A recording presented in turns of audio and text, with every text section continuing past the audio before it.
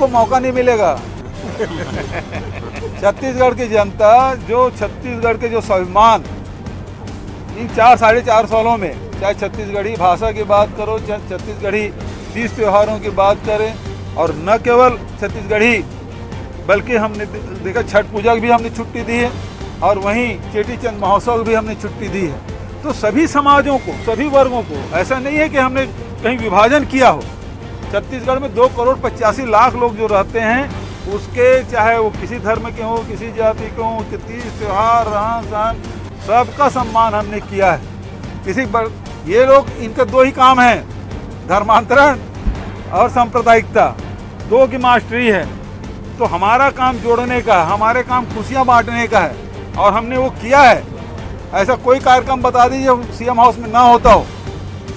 सबको आमंत्रित करते हैं और सब अपने तीज त्योहार मनाते हैं वहाँ।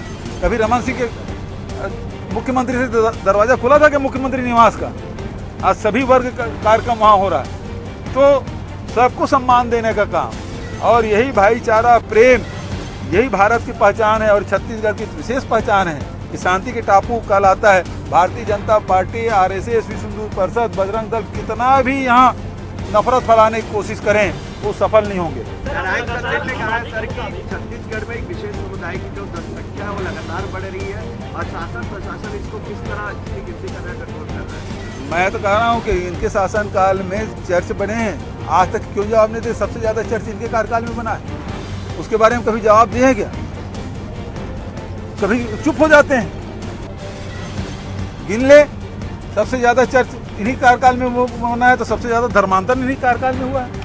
सर, आप लगातार आबादी के मुताबिक जो आरक्षण है उसकी बात करते हैं, अब राहुल जी ने भी वही बात की है। उन्होंने कहा है कि 50% का कैप हटाना चाहिए। बिल्कुल हटना चाहिए भाई। देखिए, छत्तीसगढ़ में 40% से अधिक गरीबी रेखा नीचे रहते हैं।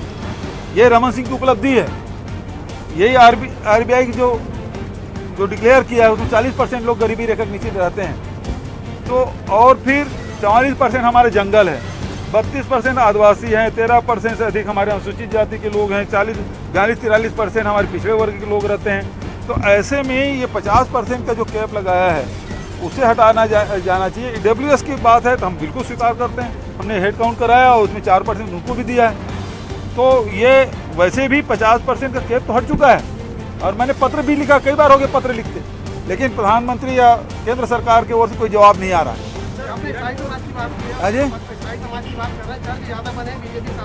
हाँ,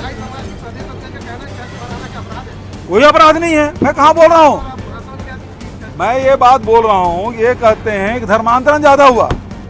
तो मैं ये कहता हूँ कि मान लो सिख समाज के हैं, पहले गुरुद्वारा बनेगा, पहले सिख समाज के लोग पहले जाएंगे। सिख समाज के लोग पहले जाएंगे, उसके बाद गुरुद्वारा बनेगा, ठीक है? पंडित जी हमारे खड़े हैं, पहले पंडित जी लोग जाएंगे, हिंदू समाज जाएगा, उसके बाद मंदिर बनेगा। मंदिर पहले बनता फिर हिंदू समाज जाते हैं, ऐसा नहीं होता ना। आज तक क्या होता है, जब कोई समाज के लोग वहाँ निवास करते हैं, जैसे हमारे सतनामी भाई रहेंगे, तो तब तो वहाँ जय स्तंभ बनेगा। जय स्तंभ तब बनता है ना जब वहाँ उस वर्ग के लोग निवास करते हैं। मेरा केवल इतना ही कहना है कि भारतीय जनता पार्टी शासक काल में सबसे ज़्यादा चर्च बने। आज तक भारतीय जनता पार्टी ने इसका खंडन नहीं किया है। नंबर 1, जब चर्च बना है, इसका मतलब ये है कि उस समाज के लोग ज़्यादा वहाँ निवास करने लगे। इसका मतलब ये हुआ कि धर्मांतरण उसके शासनकाल में ज़्यादा हुआ, ये सिद्ध होता है। और इस मामले में मौन है। चर्च बने, गुरुद्वारा बने, पूजा स्थल बने, मंदिर बने, इसका मैं विरोधी नहीं हूँ। मैं तो हर जगह राम वनगमन पर्यटन पर्वत बनाए जी, जिस राम के नाम से वो लोग वोट मांगते हैं। 15 साल इनको मौका मिला, बनाए क्या?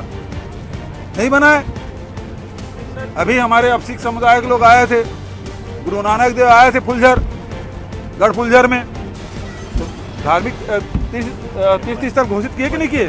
पर्यटन स्थल घोषित किए कि नहीं किए? तो जो समाज के लोग आ रहे हैं और ऐतिहासिक यदि तथ्य है, हम उसके हिसाब से स्वीकृति भी दे रहे हैं, सहयोग भी कर रहे हैं। सर, बीजेपी भी है, मंत्री विधायक सब बिरनपुर जाएंगे, और क्या मुख्यमंत्री भी जो है बिरनपुर जा रहे हैं? उससे क्या फर्क पड़ता है? जाएंगे, लेकिन ये आग लगा, पहले शांत हो जाए। सबसे हम लगातार टच में हैं, सबका सहयोग कर रहे हैं। लेकिन इस मौके में कहना चाहता हूँ कि जो लोग भी घर जलाए हैं, जो लोग भी हत्या किए हैं, वो चाहे किसी का भी हो, वो कोई छोड़ा नहीं जाएगा।